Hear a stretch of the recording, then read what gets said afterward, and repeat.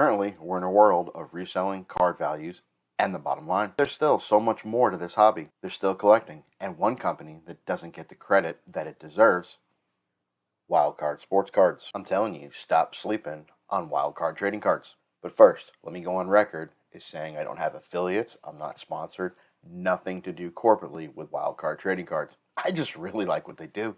All right, let's get to it. Let's say you have kids that you want to bring into the sports card hobby, or you want to rip wax and you don't have a ton of money. Wildcard is great. Heck, they just released a product, Automania. This box, 8 autos. How can you beat that? It's like $140. And they even have a mega box variant that has 2 autos for like a third the price. That's a price point that's attainable for almost anybody that wants to rip wax. Their prices are amazing. Before you guys jump at me and put it in the comments, I know they don't have a great resale value, but that's not what I'm trying to talk about. I'm telling you, this company makes products that are just a ton of fun. Remember fun before we worried about how much every card cost? Look, if buying to flip and sell is the only reason you're in sports cards wildcard, probably not for you. But I suspect there's a lot of people out there that still just want to enjoy the hobby and probably have a limited budget.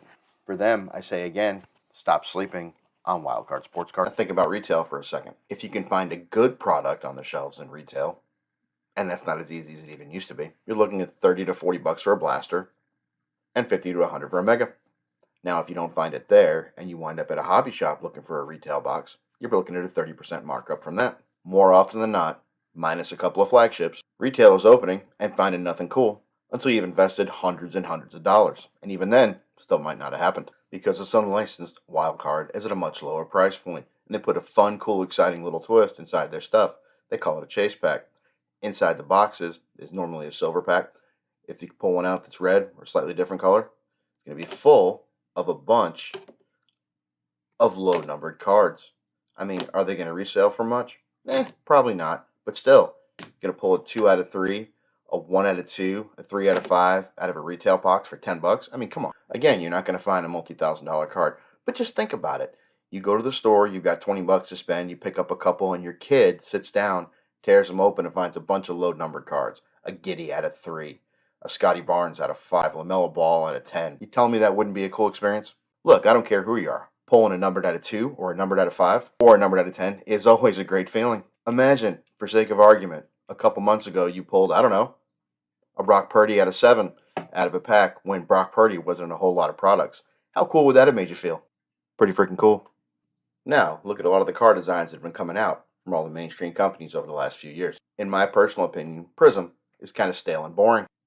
And high dollar cards, like National Treasures or Flawless, tend to be the same regurgitation of the same style of design with different patches inside, different players' autographs. You'll get a logo man with different players, but again, the concept is still the same. And Topps Chrome is nothing to write about home either in the innovation department. They've spun out some new stuff now, which is kind of cool, but still, Topps Chrome is still Topps Chrome. Meanwhile, Wildcard has some really, really cool looks and some really cool designs. Heck, just look at some of these images I have on the screen here, from matte and illumination and other products they produce, 5-card draw, so on and so forth. They just make a really nice card. Look, I get it. It's not licensed. Fine. But look at the card. It looks really cool. To foot stomp this, I'm not saying this is a product you buy for resale to try to sell a $10,000, $20,000 card. It's probably not coming out of any wild card product. And yeah, I get it. It's completely unlicensed. You're not going to get your favorite team's logo. I don't know about you, but I dig my Giddy out of 3. Do me a favor. For once, or every once in a while, stop looking at every card in your collection as a dollar sign. Sometimes try to enjoy a card or a product or a company for what it is.